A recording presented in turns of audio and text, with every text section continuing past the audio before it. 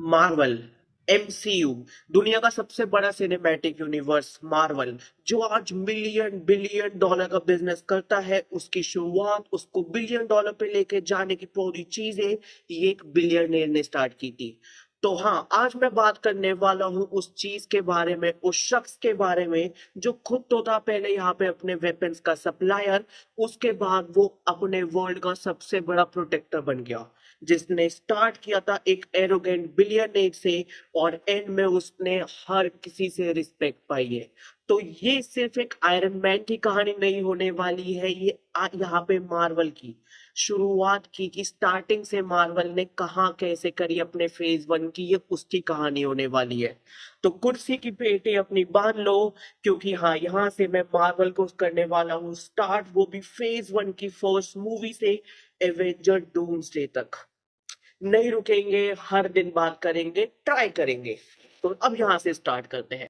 तो chapter one का नाम होने वाला है who is Tony Stark, genius playboy philanthropist. ये तो हम सब ने सुना होगा, बट एक्चुअल में टोनी स्टार्क अपने आयरन मैन बनने से पहले कौन था? तो अगर मैं तुम्हें बताऊं, टोनी स्टार्क अपने स्टार्क इंडस्ट्रीज का मालिक था। तो हाँ, यहाँ पे टोनी स्टार्क अपने यहाँ पे वेपन को ऐसे बहुत ज्यादा सप्लाई करता था, वेपन का सप्लायर था।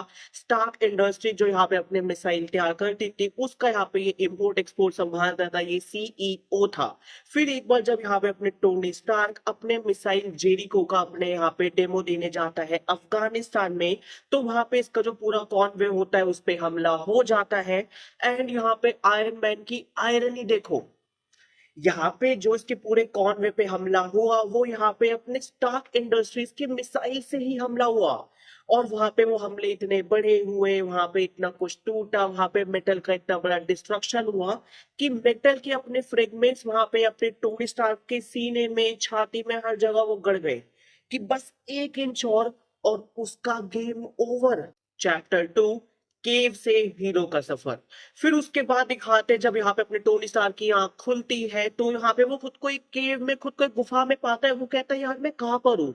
इतने में दिखाते उसको पता चलता है कि एक टेररिस्ट ग्रुप जिसका नाम है यहाँ पे टेन रिंग्स। नहीं नहीं, यहाँ पे मैं शैंगची वाले टेन रिंग्स की बात नहीं कर रहा हूँ, पर हाँ, शैंगची के जो टेन रिंग्स का जो कैसे यहाँ पे सिंबल होता है, वही यहाँ पे सेम सिंबल यहाँ पे अपने उन्हीं टेन रिंग्स वाले यहाँ पे अपने टेररिस्ट ग्रुप का होता है। तो यहाँ पे अपने वही दिखाते हैं कि उनका जो यहाँ पे लीडर है, यानी अपने डॉक्टर यो या डॉक्टर हो यान से, तो वो कह रहे हैं टोनी स्टार्क को कि भाई देखो टोनी स्टार्क, अब तुम्हें हमारे लिए यहाँ पे यही जेरिको मिसाइल तैयार करनी है, और उससे पहले जो ये मेटल फ्रेगमेंट्स तुम्हारे अंदर थे, उसके लिए मैं तुम्हारे यहाँ पे सीने पे एक यहाँ पे मैंने इलेक्ट्रोमैग्नेट लगा दिया है। जब तक ये इलेक्ट्रोमैग्नेट तुम्हारे यहाँ पे सीने पे रहेगा, ये इससे चिपका हुआ रहेगा, तब तक तुम जिंदा रहोगे। ये बाकी के मेटल पार्ट्स तुम्हारी बॉडी में, तुम्हारे दिल पे अटैक नहीं करेंगे। वो कहते तुम हमारे लिए यहाँ पे जेरिको मिसाइल तैयार करो और हम तुम्हें आजादी दे देंगे, या तो इस केव से वरना इस दुनिया से।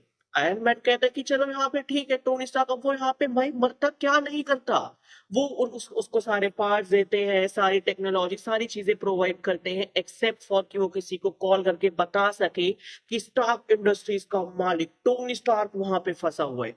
वो तैयार कर रहा होता है, बट भाई टोनी स्टार्क तो टोनी स्टार्क है, उसके माइंड में चल रहा होता है कि वो यहाँ पे जेरिको की मिसाइल नहीं, वो अपने लिए यहाँ से एक नई डेस्टिनी लिखने जा रहे हैं, एक नई डेस्टिनी बनाने जा रहे हैं। और मिसाइल बनाने के लिए यहाँ पे क्या चाहिए? स्क्रैप मेटल, ओल्ड मशीन के पार्ट और बेसिक अपने यहाँ पे बारूद वगैरह, सारी चीजें मिसाइल तैयार करने के लिए। एंड आयरन मैन का सूट करने के लिए भी तो ये तैयार चाहिए होता है। तो ये जब सारी उसके पास चीजें होती है, एक जीनियस का अपना यहाँ पे दिमाग, क्योंकि वो सिर्फ अपने यहाँ पे बिलियनर नहीं है, टोनी स्टार्क यहाँ पे अपना जीनियस भी है।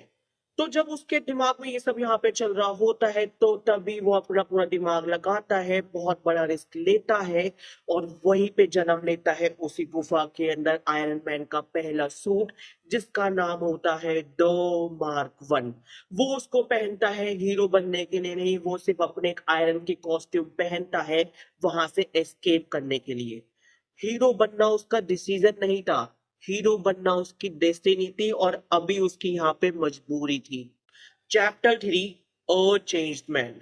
जब टोनी स्टार्क वहां से एस्केप करता है, चीजें में बचने का पूरा ट्राई करता है, तो वो यहाँ से निकल जाता है, वापसी अपने घर में आता है, वापसी अपनी स्टार्क इंडस्ट्रीज में आता है। पर जो यहाँ पे वापसी आया है वो एक बिलियनेयर तो है, बट वो एरोगेंट, घमंडी, जबरदस्ती का प्रॉफिट बनाने वाला स्टार्क नहीं है। जब उसको पता लगा कि उसकी खुद की ही कंपनी यहाँ पे कितने डेंजरस वेपन बना रही है जो सिर्फ औरों के लिए नहीं, वो उसकी खुद के लिए भी खतरनाक है, तो सबसे पहले वो यहाँ पे आता है, बिना बात उसे डिस्कस करे वो अपनी यहाँ पे एक प्रेस कॉन्फ्रेंस रखता है, जहां पे सारे मीडिया वाले, सारे बोर्ड मेंबर्स होते हैं, और वो वहीं पे अनाउंस कर देता है, स्टार्क इंडस्ट्रीज ही रहेगी, बट स्टार्क इंडस्ट्रीज आज के बाद वेपन्स नहीं बनाएगी। मीडिया, बोर्ड मेंबर्स, और सबसे ज्यादा उसका जो मेंटोर, जिसने उसको यहाँ पे अपने भतीजे की तरह पाला, यानी ओबेदिया, वो सबसे ज्यादा यहाँ पे शॉक में चले जाता है। और ये ओबेडिया वही है जिसने बचपन से टोनी स्टार्क को पाला है, क्योंकि यहाँ पे अपने होवर्ड स्टार्क के जाने के बाद तक टोनी स्टार्क बहुत छोटा था, तो यहाँ पे ओबेडिया ने पूरी स्टार्क इंडस्ट्रीज को खड़ा किया। और अब वो देखता है, यार मेरा ये $1 बिलियन का बिजनेस जो मैंने खड़ा किया, ये बच्चा, ये इसको यहाँ पे खत्म कर रहा है। और यहीं से यहाँ पे वो जन्म लेता है अपने टोनी स्टार्क, यानी अपने आयरन मैन का पहला villain. Chapter 4, birth of iron man. अब यहाँ पे भाई जो अपना टोनी स्टार्क है, हम सब जानते हैं उसको, यहाँ पे कर्स है नॉलेज का, उसने यहाँ पे कोई नई चीज सीखी, कोई नई चीज बनाई, अब उसके दिमाग में वो चीज यहाँ पे बैठ चुकी है।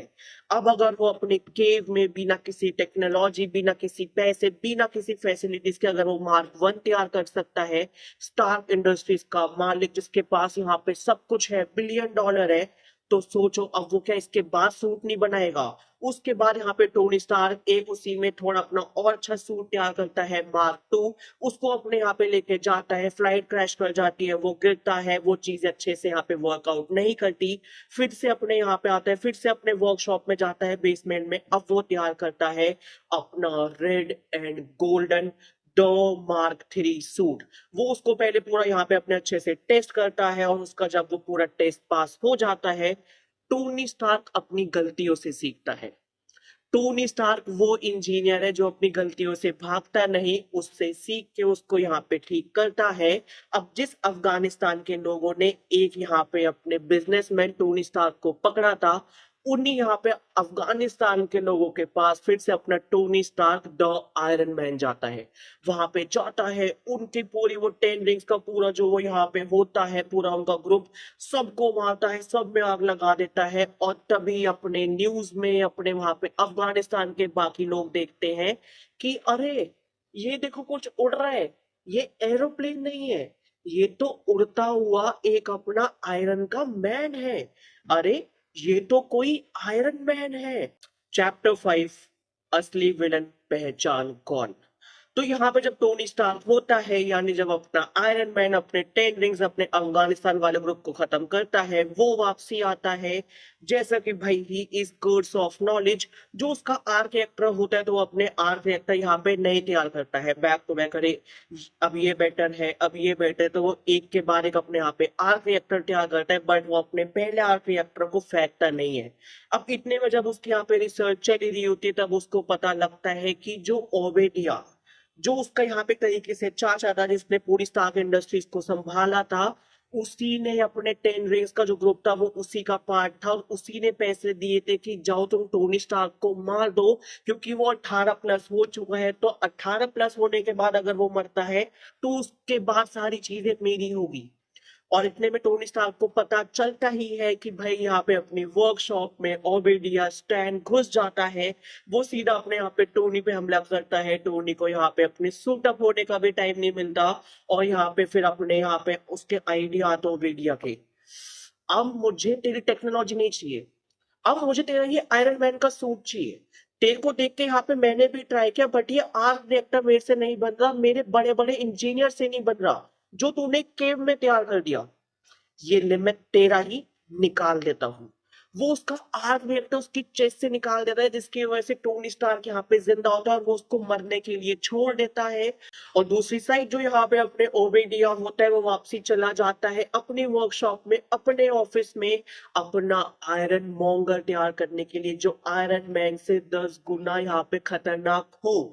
इधर अपना टोनी स्टार्क मर ही रहा होता है इतने में जो उसका आर्क रिएक्टर पहले वाला होता है जिसने उसको संभाल के रखा होता है, वो किस तरह उसको पहुंचता है उस तक और उसको लगा लेता है। एटलीस्ट अब वो यहाँ पे मरेगा नहीं, वो जिंदा यहाँ पे रहेगा। वो कहते हैं ना कभी कभी पुरानी चीजें भी काम आ जाती है, skill never dies. Chapter 6 final battle.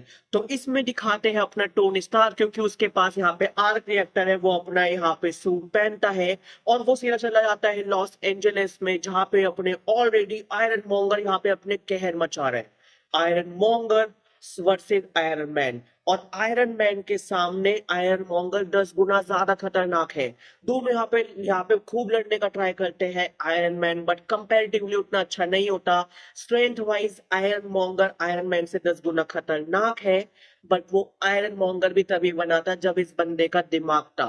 And मैं मार्वल का फैन ही इसलिए हूँ बिकॉज आई नो कि कभी भी भाई मार्वल अपने विलन को हल्का नहीं दिखाएगा, अपने हीरो से 10 गुना खतरनाक दिखाएगा। बट उनके पास स्ट्रेंथ है तो हमारे पास ब्रेन है। यहाँ पे अपना टोनी स्टार्क दिमाग लगाता है पेपर पॉट्स, जो बाद में तो उनकी यहाँ पे लाइक हम सब जानते हैं। मैं अभी नहीं बताऊंगा जिन लोगों ने यहाँ पे अपना मार्वल नहीं देखा है। तो पेपर पॉट्स जो अपनी यहाँ पे टोनी स्टार्क की सेक्रेटरी होती है, वो आयरन मॉन्गर वाले आर्क रिएक्टर को यहाँ पे ओवरलोड कर देती है, क्योंकि उस चीज को संभालना यहाँ पे अपने ओबेडिया को नहीं आता। टोनी स्टार्क को आता है बिकॉज उसी ने तैयार किया, जिसकी वजह से वो ओवरलोड होता है, पूरे सूट में ब्लास्ट हो जाता है। बाकी का ब्लास्ट यहाँ पे टोनी करता है, और एक बार फिर से टोनी का दिमाग और आयरन मैन की ताकत, ये दोनों मिलके जीत जाते हैं और विलन यहाँ पे हार जाता है। पोस्ट क्रेडिट सीन, विलन हार गया, हीरो जीत गया। अभी तक तो अपने सिनेमा के हिस्ट्री में ऐसा ही होता था कि इतना होते ही मूवी खत्म, पर मार्वल का मास्टर प्लान तो कुछ और था। तो जैसे अपने यहाँ पे विलन हारता है, अपना टोनी स्टार्क जीतता है, इतने में दिखाते हैं डोरबेल बजती है, बाहर से एंट्री होती है निक फ्यूरी की। अब ये निक फ्यूरी कौन है, क्या करता है, वो तुम्हें आगे पता चलेगा। तो निक फ्यूरी की एंट्री होती है और वो एक ऐसी लाइन बोल देता है जो अपने मार्वल की हिस्ट्री, अपने पूरे सिनेमा, अपने पूरे वर्ल्ड के सिनेमा की हिस्ट्री को चेंज कर देती है। वो एक लाइन जब निक फ्यूरी टोनी स्टार्क से मिलता है और कहता है, I am here because to have a conversation with you about the Avengers initiative, about the Avengers initiative. अब ये निक फ्यूरी कौन है, ये एवेंजर्स, एवेंजर्स इनिशिएटिव क्या है, एक एक करके जो अपने न्यू मार्वल फैंस है उनको यहाँ पे मैं बताऊंगा। और जो पुराने हैं तुम्हारे चेहरे पे अभी तक स्माइल आ चुकी होगी कि यार 2012 एवेंजर्स नॉस्टैल्जिया। तो हाँ, फिर इसी के साथ भाई यहाँ पे खत्म हो जाता है ये पोस्ट क्रेडिट सीन। अब टोनी स्टार्क इतना एरोगेंट, बदतमीज, सेल्फिश टू दिस पर्सन जिसने शहर को भी बचाया, अपने विलन को भी खत्म किया, और यहाँ से इसकी लाइफ का एक नया आर्क स्टार्ट होने वाला है, दैट्स वी कॉल डेस्टिनी।